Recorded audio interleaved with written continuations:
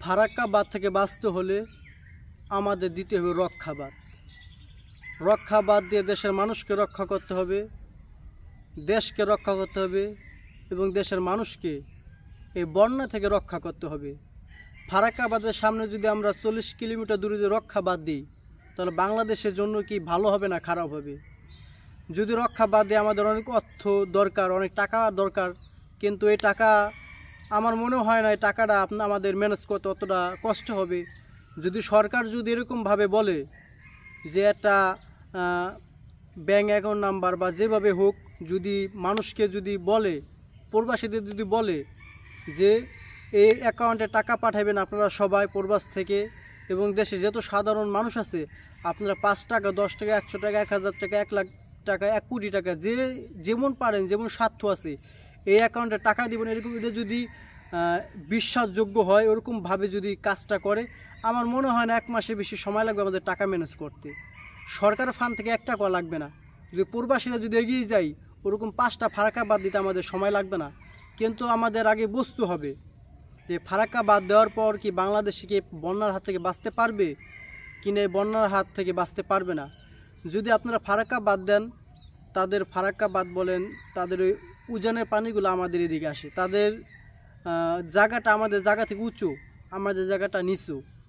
যদি আমরা এই জায়গায় বাদ দিই, ওই পানিগুলো যদি যখন আর তারা ফারাক্কা বাদ ছাড়বে, তো পানিগুলো সব কিন্তু আমাদের এই রক্ষাবাদের কাছে এসে পানিগুলো জমাট হবে। তখন দেখা যাবে কি যে অনেকে বলে যে আমরা যদি ওদের যদি আনুমানিক ওদের যদি বাঁধ যদি হয় 700 ফুট, তাহলে আমাদের রক্ষা বাঁধ দিব 750 ফুট। তাহলে দেখা যাবে কি পানি আসার পর এক সময় এই পানি বাংলাদেশের পানিগুলো ভারতে উল্টা ব্যাক করবে। কিন্তু এটা আমাদের ভুল ধারণা, কখনোই পানি ব্যাক করবে না। এই কারণেই যে তাদের জায়গাটা উঁচু আর আমাদের জায়গাটা নিচু। পানি যখন এসে জমবে, ওখানে কিন্তু আপনি নিচের পানি কিন্তু নিচের জায়গার পানি কিন্তু উঁচু জায়গায় কখনোই ব্যাক করবে না। যত পানি সব কিন্তু এখানে এসে জমবে। যদি এমন একটা সম্ভাবনা আছে, ওখানে যদি বাঁধ যদি ভালোভাবে না দেওয়া হয়, যদি বাঁধ দেয় এরকমভাবে দিতে হবে, পানি জমার পরে যেন বাঁধ যেন কোনো ক্ষয়ক্ষতি বা কোনো ফাটল যেন না ধরে। কিন্তু পানি ওই সাইডে যাওয়ার কোনো সম্ভাবনা নেই, সব পানি এই নিচু জায়গায় এই রক্ষাবাদের কাছে এসে জমবে। কিন্তু আরেকটা সিস্টেম করা যায়, যেমন বর্তমানে যে ফারাক্কা বাঁধ, এই যে গুলজাটে কষাই মোদি রাতের আধারে বাঁধ ছেড়ে দেয়। একটা মানুষ ঘুমিয়ে রয়েছে, নিয়ত করে ঘুমাইছে যে যদি বেঁচে থাকি ফজর নামাজ পড়ব সকালবেলা, সে মাঝ রাতে দেখতেছে তার ঘরের ভিতরে 1 গিরা পানি, তার চোখই তলায় গেছে।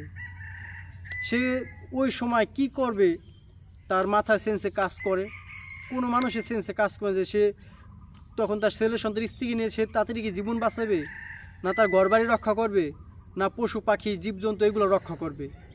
যদি বাদ দেওয়া হয় রক্ষাবাদ, ফারাক্কা বাদের মধ্যে আমি বললাম যে রক্ষাবাদ এই কারণে বললাম যে এই বাদের কারণে আমার দেশ রক্ষা হবে, দেশের মানুষের রক্ষা হবে, দেশের মানুষের জীবন রক্ষা হতে পারে যদি বাদটা দেওয়া হয়। যদি বাদটা দিলে আমাদের দেশের মানুষের উপকার হয়।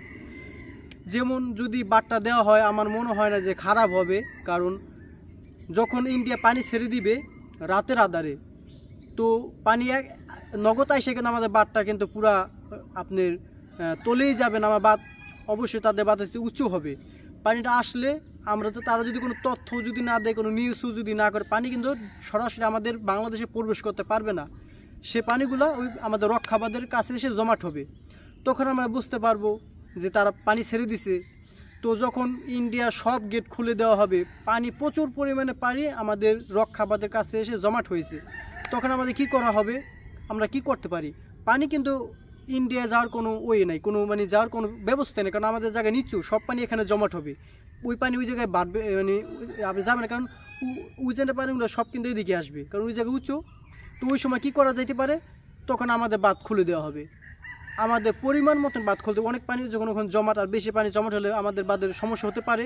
তো ওই সময় দেখা যাবে কি যে আমরা কয়েকটা গেট আমাদের রক্ষাবাদের খুলে দিব, যে আমাদের আগে যারা ওই আপনার ওই যাদের এলাকাগুলো নিচু, তারা যারা এই বন্যায় ঝুঁকিপূর্ণ জায়গায় থাকে, যে বন্যা হলে তাদের গর্ভে তলে যেতে পারে, তাদের আগে বাংলাদেশের গণমাধ্যমগুলো নিউজ করে দিবে যে এরকম যে আমাদের রক্ষাবাদ থেকে কিছু পানি আমরা এখন বাংলাদেশে ছেড়ে দিব, কারণ রক্ষাবাদ তারা সব পানি ছেড়ে দিছে, প্রচুর পানি জমাট হয়ে গেছে, কিছু পানি ছাড়বো, আপনারা সবাই সতর্ক থাকবেন। এরকমভাবে একটা বার্তা দিব, নিউজ দিব, তো পানি ছেড়ে দিব পরিমাণ মতো, যে আমাদের দেশ যেন না তলায়, মানুষের ঘরবাড়ি যেন না তলায়, এবং কি আপনার রাস্তাঘাটের জন্য না তলায়। তখন কিছু পানি ছাড়া হবে, ছাড়ার পর যদি দেখে ভারত পানি বন্ধ করছে না, আরও পানি ছাড়তেছে, তাহলে আমাদের পরিমাণ মতো পানি ছাড়তে হবে, যেন রাস্তাঘাটের সেম পানি হলেও যেন মানুষের ঘরবাড়িতে পানি যেন না ওঠে। এরকমভাবে আমাদের রক্ষাবাদ দেওয়া যেতে পারে। এবং যদি সরকার যদি উদ্যোগ নেয়, আর যদি আমরা তো এটা তো আমাদের আবেগ থেকে, আমাদের একটা দেশের প্রতি ভালোবাসা, দেশের মানুষের প্রতি ভালোবাসা থেকে আমাদের শরীরে রক্ত আছে, এখনও রক্ত শুকিয়ে যায় নাই, এখনও রক্ত নিভে যায় নাই, এখনও রক্ত টকবক করছে। ইন্ডিয়া যেভাবে আমাদের ভাইদের, আমাদের মা বোনদের যেভাবে পানিতে ডুবিয়ে মারলো, ষড়যন্ত্র করে হাজার হাজার পরিবারকে পরিবার ছাড়া করলো, হাজার হাজার পশু পাখি জীবজন্তু মারলো, এগুলো দেখে কখনোই একটা বাঙালির শরীরের রক্ত কখনোই নিভে যেতে পারে না। কিন্তু আমাদের কিছু করার নেই, আমাদের যতটা কিছু করার আছে যে আমরা টাকা পয়সাতে হেল্প করতে পারি। আমরা একজন সাধারণ প্রবাসী, যদি সরকার যদি এটা যদি তারা আপনার গবেষণা করে দেখে যে না, বাদ দিলে আমাদের বাংলাদেশের মানুষের ভালো হবে, এবং আমাদের বাদ দিলে আমাদের বাংলাদেশের মানুষ অন্তত ঘুমের ঘরে পানি চলে আসবে না, তাহলে আমরা 1,20,00,000 প্রবাসী আমরা এখনও আছি। যত টাকা লাগবে আমরা প্রবাসীরা ইনশাল্লাহ সবাই দিব।